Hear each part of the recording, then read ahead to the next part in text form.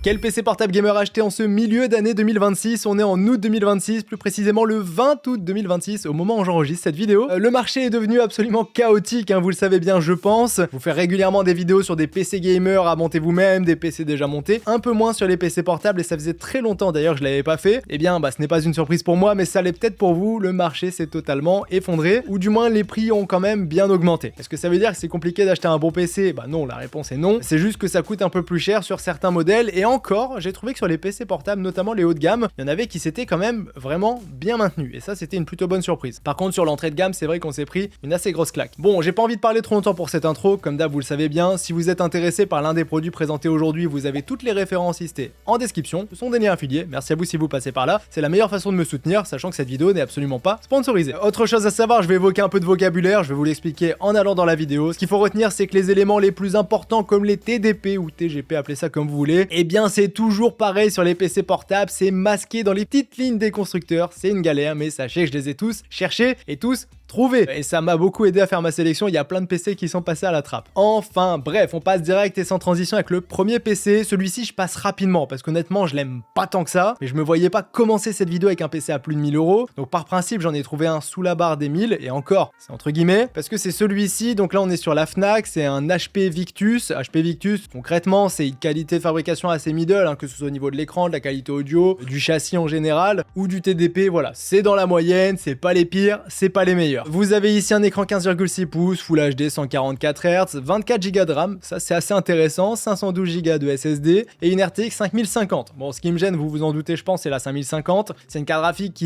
avec laquelle j'ai beaucoup de mal, elle se fait complètement détruire par une 5060, je vous parle en laptop bien sûr, avec un TDP correct. Donc ça c'est vraiment un PC destiné à des petits joueurs, Dofus, Minecraft éventuellement sans shaders, Rocket League, CS, League of Legends. On va pas faire tourner des AAA là-dessus, clairement pas. C'est un PC pour moi multitâche et qui de temps en temps peut faire un petit peu de gaming mais sur des petits jeux. De toute façon on passe rapidement parce que pour l'avoir à moins de 1000 € il faut être adhérent Fnac, donc c'est assez vite vu finalement. On enchaîne direct et sans transition. Alors on est sur le papier un petit peu en dessous des 1000 € quand même, on est à 999,99. Bon voilà, vous avez compris, c'est assez compliqué de trouver des PC à moins de 1000 € plutôt corrects. Donc là on est de nouveau sur un HP Victus, donc sur ce point on passe assez rapidement. Si on regarde un petit peu dans les détails, alors où est la fiche technique? On est sur un écran 1080p, 15,6 pouces, 144 Hz. Ah oui, j'ai pas dit tout à l'heure, c'est bien sûr de la dalle IPS pour les deux PC. Sinon on a un petit Ryzen 5 au niveau du processeur, c'est pas le meilleur, honnêtement. Voilà, on est encore sur des petits budgets, c'est des processeurs, faut faire quand même attention parce que ça peut vite faire du bottleneck. Ici, pour le prix, c'est totalement cohérent, mais voilà, on améliorera rapidement tout ce qui est partie processeur, mais aussi carte graphique dans cette vidéo. D'ailleurs, en parlant de la carte graphique, on a une RTX 5060 qui a un TDP de 75 watts, c'était une misère à trouver, mais c'est bien ça, visiblement. C'est même pas écrit sur le site officiel du constructeur, je vous dis que c'est une misère à trouver, c'est vraiment une misère à trouver. On a 16 Go de RAM en DDR5, un SSD de 512 Go dans ce PC. Donc config équilibré par rapport au prix. Pour une 5060 à moins de 1000 € en ce moment, c'est très compliqué à trouver. C'est même le seul que j'ai trouvé pour vous dire. La plupart du temps, on avait une 5050 et la 5050, c'était dans des PC à plus de 1000 €. Voilà, pour vous donner une petite idée de l'état du marché. Donc comme le PC présenté précédemment, c'est un PC qui restera assez middle. Par contre, en gaming, il est déjà bien plus évolué, c'est beaucoup plus correct. C'est pas non plus l'Eldorado, mais pour jouer à vos jeux en 1080p, ça sera plutôt suffisant. Sachez une chose, pour tous les PC que je présente aujourd'hui, moi je les ai pas pris en main, contrairement à mes vidéos quelle carte graphique choisir où je teste absolument toutes les cartes graphiques. Là on peut pas comparer une RTX 5060 traditionnelle, donc pour des PC fixes, à une 5060 laptop pour PC portable. C'est pas du tout les mêmes cartes, c'est pas du tout les mêmes performances. Donc tout ça pour vous dire que si vous voulez acheter ce genre de PC, je vais vous mettre une vidéo benchmark, donc une vidéo benchmark c'est des tests des PC faits par des utilisateurs tierces et je vous mets tout ça dans la description. Vous avez le lien du PC et une vidéo benchmark juste en dessous. Comme ça, avant d'acheter, vous allez un petit peu savoir où vous allez. Donc celui-ci, pour 1000 € honnêtement, c'est assez complet, c'est pas le meilleur, mais à ce prix-là, il n'y a pas de concurrence de toute façon. On enchaîne directement avec un PC que je ne vous conseille absolument pas d'acheter. Voilà, ce PC, je m'en sers d'illustration. Donc sur le papier, la config est vraiment pas mal, On a 16 Go de RAM, 512 Go de SSD, un petit i7, une RTX 5060, sauf que c'est une 5060, regardez ici sur le site officiel. Alors MSI, ils sont pas mal de PC présents dans la vidéo. Celui-ci pour le coup, je lui mets une petite cartouche, mais ce que j'apprécie beaucoup avec ce constructeur, c'est qu'ils ont un TDP transparent qu'on peut facilement trouver. D'ailleurs, là on l'a trouvé, hein, c'est absolument horrible, 55 watts, c'est plus ou moins comme une 5050. Pour vous donner une petite idée, regardez juste les screenshots, une RTX 5060 avec un TDP de 100 watts qu'on va voir juste après versus 55 watts. Regardez l'average 41,29 si on regarde ici, 69,50 si on regarde ici, 94,55, 56,70, 72,51, enfin bref, on va arrêter là-dessus. Vous avez compris, avec des settings exactement similaires, on n'a pas du tout les mêmes résultats, pas du tout les mêmes perfs et pas du tout le même PC. Pourtant, si je vous montre celui-ci avec une 5060 et celui-ci avec une 5060, et ben on voit tous les deux qu'ils ont une 5060. Donc celui-ci par exemple, même s'il est alléchant, des bons avis, une bonne note, tout ça, et ben on ferme, on n'en veut pas. Celui qui peut être un minimum intéressant avec une 5060 à l'intérieur, ça pourrait être celui-ci. Donc là on est chez Lenovo. Lenovo, ils sont assez réputés pour mettre des bons TDP dans leur PC, donc ça c'est toujours un point important. Là notamment, alors c'est écrit je crois 115 watts, mais il me semble que c'est du 100 watts. Donc on va partir du principe que c'est du 100 watts, dans tous les cas vous l'avez vu tout à l'heure, c'est bien mieux que du 55, il n'y a pas photo, et dans l'ensemble pour jouer à vos jeux c'est vraiment plus confortable. Ici vous avez un i5 13450 HX, une 5060 du coup avec on va dire 100 watts, 16 Go de RAM, 512 Go de SSD, un écran 15 pouces Full HD 144 Hz DAL IPS. Donc des similitudes avec le Victus. Après je vous avoue pour la différence de prix je m'orienterai peut-être plutôt sur celui-ci. Pour résumer un petit peu niveau autonomie, les deux c'est vraiment moyen hein, à ce niveau là, dès qu'on joue ça va s'effondrer. Niveau qualité audio c'est pareil, c'est pas foufou au niveau des deux PC. Par contre niveau châssis et niveau écran,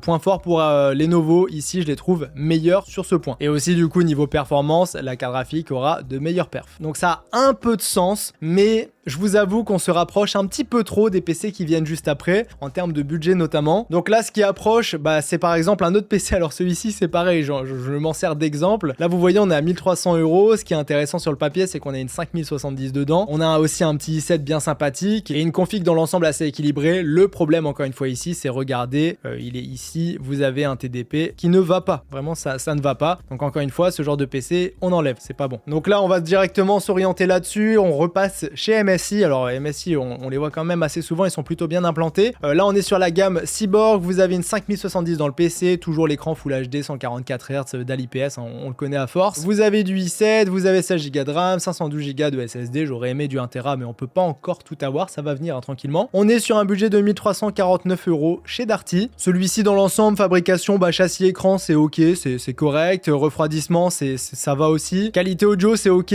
Voilà, c'est pas ce qu'il y a de meilleur hein, honnêtement, mais c'est ok. Et encore une fois, comme pour beaucoup, au niveau de l'autonomie, c'est vachement moyen. Si on regarde un petit peu, voilà, je prends le temps de le montrer un petit peu plus en détail parce qu'on commence à être sur des produits un petit peu plus intéressants, plus poussés. Voilà, à 1349 € avec une 5070 dedans, c'est plutôt pas mal. Et d'ailleurs, je vous ai pas parlé du TDP. Hop, cette fois-ci, on est sur du 100 watts, qui est déjà plus correct que du 60. C'était 60 tout à l'heure, je sais plus. Moi, ça allait pas en tout cas. Ensuite, j'en ai pris plusieurs dans cette gamme de prix parce que je me suis dit, c'est un budget qui va peut-être correspondre à quand même pas mal de monde. Et vous voyez que c'est un budget assez moyen hein, maintenant au niveau des PC portables. Hein. Avant, on en avait pour moins cher que ça. Là, je vous avoue que c'est assez compliqué à trouver le genre de PC, mais ça se trouve quand même. Cette fois-ci, on est chez Gigabyte, 50 € plus cher. Donc on est un petit peu dans la même gamme. Donc la gamme A16, 16 pouces, Full HD+.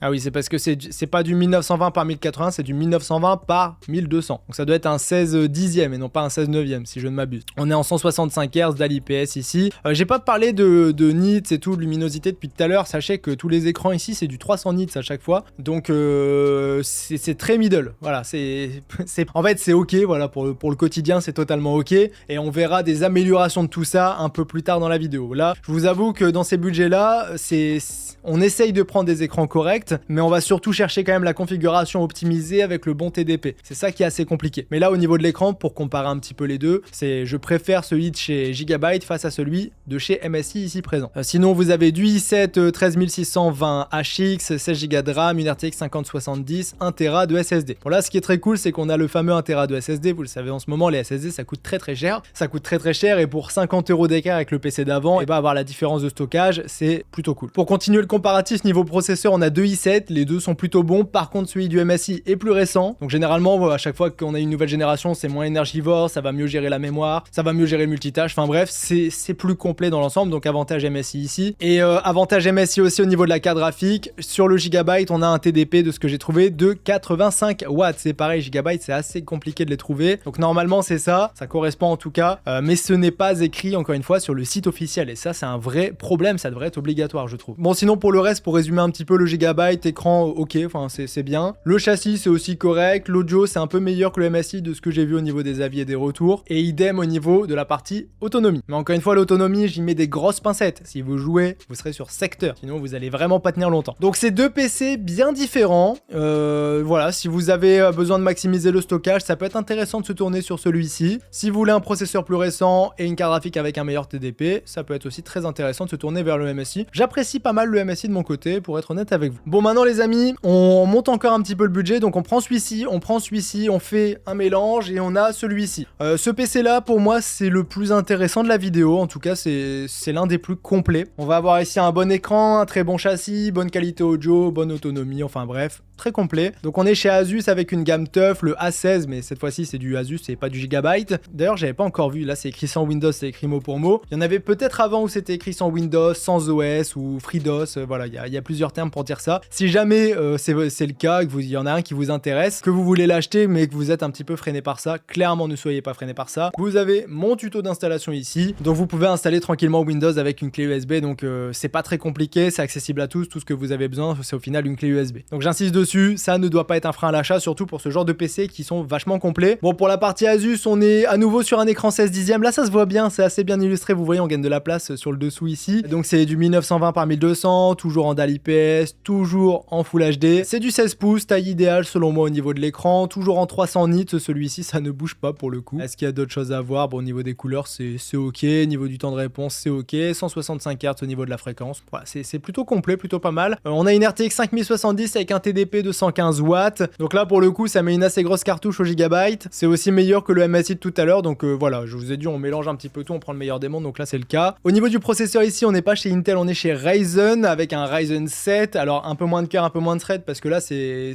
que du classique, on n'a pas les cœurs efficient performance comme Intel, là c'est du classique, je pense que je peux dire ça comme ça. En termes de puissance brute, le i7 sera un petit peu plus performant, enfin je vous parle du i7 ici présent chez Gigabyte, donc encore avantage à celui de chez MSI. Cependant, le Ryzen 7 ici par rapport au i7 Gigabyte par exemple, on aura une meilleure gestion des températures, des consommations et donc de l'autonomie. Ici vous avez 16 Go de RAM, 512 Go de SSD avec 1 Tera, ça aurait été parfait et justement ça tombe bien parce que regardez, ici je l'ai trouvé chez Boulanger avec le fameux 1 Tera. Par contre ici c'est du 18 pouces, ici on l'avait en 16 pouces et chez Boulanger on l'a en 18. Donc ça vous fait une double présentation au moins, c'est 2 fois le même PC. Celui-ci est un peu plus grand avec plus de stockage et celui-ci moins cher, plus petit et moins de stockage. 1449 € pour celui-ci, 1549 € pour celui-ci. Faites attention avant d'acheter, 18 pouces c'est assez grand. Voilà, moi je trouve que 16 pouces c'est mieux, enfin, c'est plus facile à transporter, même 18 pouces je pense pas que ça passe dans tous les sacs à dos. C'est un détail important, celui-ci là c'est le petit détail auquel il faut vraiment faire attention. Petit détail, c'est un assez mauvais jeu de mots. Bon voici les amis pour les PC avec des 5070, alors il y avait différents TDP exactement comme pour la 5060. Je vais vous mettre des estimations des performances, donc des vidéos benchmark dans la description. À chaque fois vous avez les liens des PC et juste en dessous les estimations de performance, parce que là on en a vu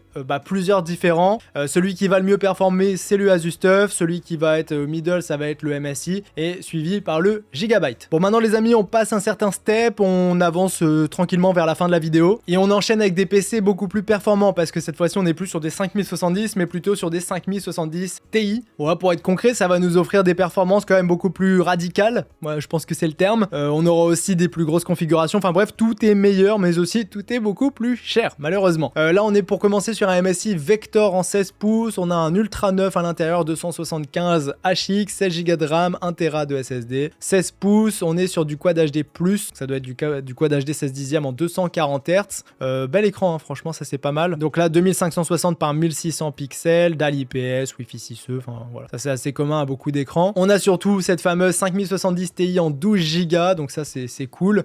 Si on regarde un petit peu ici sur le site officiel d'MSI, on voit qu'elle elle ira un maximum à 140 watts de TDP, ce qui est très cool. Voilà, ça c'est vraiment bien. J'en ai vu certaines, c'était vraiment moins intéressant que ça. Donc là, ce PC dans l'ensemble plutôt pas mal. On est passé sur du Vector chez MSI. Autrement dit, ça va être vraiment une montée en gamme, notamment sur l'écran, le châssis. On va aussi gagner au niveau de la qualité audio, même si on gagne moins que par rapport au châssis par exemple. Par contre, niveau autonomie, bah forcément, plus on monte en termes de perf, plus l'autonomie peut vite s'effondrer. Là, on est vraiment sur un PC qui va vite tirer, donc l'autonomie restera moyenne. De toute façon, des PC ultra performants, pour moi, c'est plus des PC portables, mais plutôt des PC transportables. Et ça, c'est un motif valable pour un petit peu tous les PC qui vont suivre. Voilà, donc 2149 € pour ce PC. Moi, je trouve ça plutôt ok par rapport à la conjoncture actuelle, bien sûr. Ensuite, pour 2200 €, donc on est à peu près dans la même tranche de prix, mais aussi en termes de configuration, c'est assez proche. On a un PC de chez Gigabyte. Cette fois-ci, bon, la différence, c'est qu'on est en 18 pouces notamment. On passe de 16 à 18. Encore une fois, ça va dépendre de vos préférences. Je vous le redis, hein, faites attention en 18 pouces parce que c'est assez grand. On va quand même avoir un très très bel écran. Donc, attendez, je vais essayer de retrouver ce qu'il y a précisément ici.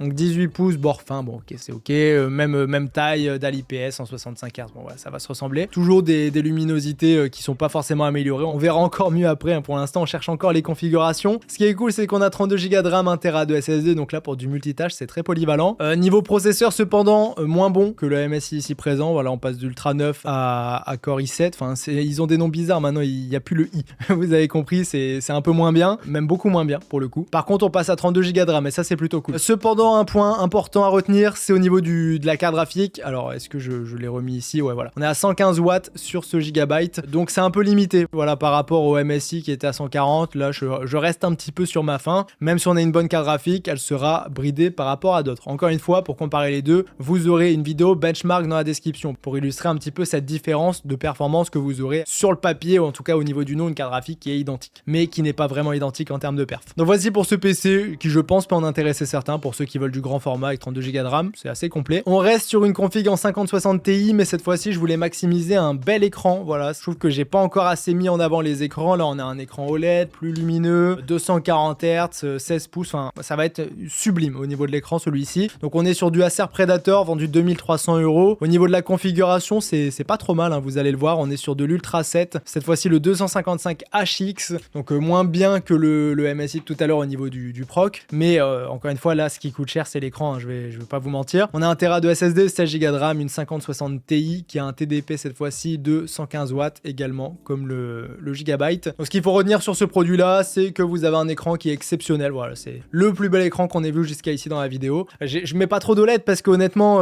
ça peut vite coûter très cher et avoir un PC à 2000 € avec une 5060 dedans, j'ai pas envie. Mais là, pour le coup, je trouvais que ça c'était plutôt bien positionné. Donc très bel écran, bon châssis aussi, vraiment bon châssis. L'audio un peu moins bon que les deux d'avant, mais totalement correct. Par contre, autonomie, d'après les retours, qui est vachement mauvaise. Bon les amis, on entame la dernière ligne droite de cette vidéo, on part des 5080 et 5090. Vous allez voir que ça coûte moins cher de se faire un PC portable sous 5080 qu'un PC fixe sous 5080, notamment avec ce genre de PC là. Donc là on est chez Gigabyte, 2500 € pour ce modèle. On est sur du 18 pouces, hein, je vous le dis direct, donc c'est assez grand niveau format. Donc encore une fois, faites gaffe au niveau du format si ça vous correspond ou pas. On a quoi comme écran? Bon, toujours on est repassé sur du moins bon, hein, là, par rapport à l'OLED de tout à l'heure, c'est impossible de faire moins bon si on n'a pas de l'OLED en face. Donc on repasse sur de l'IPS en 1440p, 165 Hz, enfin voilà, c'est bien sans être parfait. On a ici un Core Ultra 7 240H, donc ça me laisse un peu sur ma faim, je vous avoue. Ils ont surtout mis les perfs au niveau de la 5080 ici, qui sera malheureusement bridée avec un TDP de 115 watts. Donc c'est pour ça, hein, notamment que ça coûte ce prix-là. Voilà, c'est parce que c'est une petite 5080. 32 Go de RAM, 1 Tera de SSD, ça c'est bien, voilà, c'est très complet. Et ça nous fait une bonne petite configuration PC dans l'ensemble. Bon, celui-ci, on a déjà vu du châssis similaire. Donc on passe rapidement, mais châssis qui est bon, écran qui est cool, audio qui est cool et autonomie qui, malgré une 5080, comme on a un petit TGP, restera meilleur que sur d'autres. Mais encore une fois, c'est assez subjectif. Je sais pas si c'est le bon terme, mais ça peut vite filer encore une fois. Dès que vous faites du gaming, ça va assez vite. Bon, ensuite, j'avais envie de me faire un peu plaisir avec un PC de chez ROG, parce que les ROG, j'en mets pas trop dans la vidéo parce que ça coûte super cher. Mais je me suis dit, je vais quand même en mettre un. Voilà, on est dans des budgets assez sérieux. Peut-être que certains vont rechercher en priorité d'avoir un bon châssis, et là, pour le coup, c'est le cas avec une bonne carte graphique et un bon TDP. Et ben là, c'est le cas. Donc là, vous avez du ROG Strix, le modèle G16, qui est très sympa. Alors là, il y a qu'une photo. Est-ce que que je peux vous en montrer d'autres? Ça serait bien. Est-ce qu'on peut le voir ici, s'il vous plaît? Galerie. Bon, c'est assez mastoc, hein, ça fait vraiment PC portable gamer, hein, là pour le coup.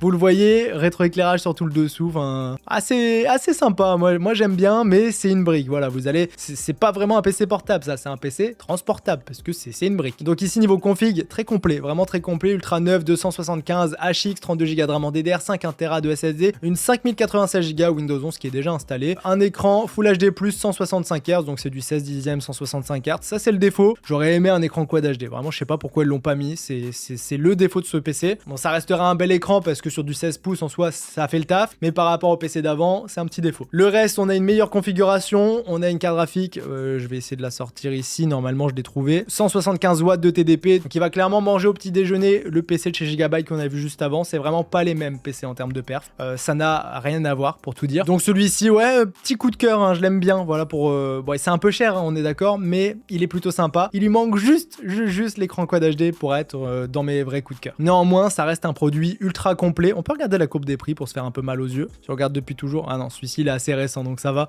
Mais sinon, on aurait vu une augmentation des prix en flèche. Enfin bref, voici pour ce PC là, très complet. Voilà, j'ai rien d'autre à dire. Et pour ceux qui se demandent, voilà, pour ceux qui aimeraient savoir un petit peu mes choix et mes préférences, par rapport à celui-ci, je mets la différence de prix pour partir sur celui-ci. Meilleur processeur, carte graphique vraiment boostée qui sera pas bridée, super châssis, super refroidissement. Enfin, là pour moi, c'est vraiment un cran au-dessus. Mais comme il y a une belle différence de prix, je trouvais que c'était pertinent de vous mettre les deux, tout en vous aiguillant au maximum. Bon, maintenant les amis, dernière ligne droite pour le coup, les derniers PC de la vidéo, on passe en 5090, des grosses machines de guerre. On commence avec ce petit MSI Vector très complet, un Ultra 9 275 HX, 32 Go de RAM, 1 Tera de SSD. J'aimerais bien avoir 2 Tera au bout d'un moment, on sait que ça coûte très cher maintenant, mais quand même. On a un écran Quad HD+, donc en 16 dixièmes, 240 Hz, donc ça c'est encore complet, hein, avec une dalle IPS, une 5090 avec 24 Go de VRAM, ça fait plaisir, au prix de la VRAM en ce moment, on s'en doute, hein. Donc là on est à 3799 € pour ce PC là. Donc ici TDP de 175 watts, et là vous voyez vraiment que le Asus en 5080 était boosté tout à l'heure. Très concrètement, voilà, pour être honnête avec vous, je préfère prendre, par rapport au prix, hein, le Asus. Voilà, je trouve que celui-ci est vachement complet, hein, le niveau configuration, on est ultra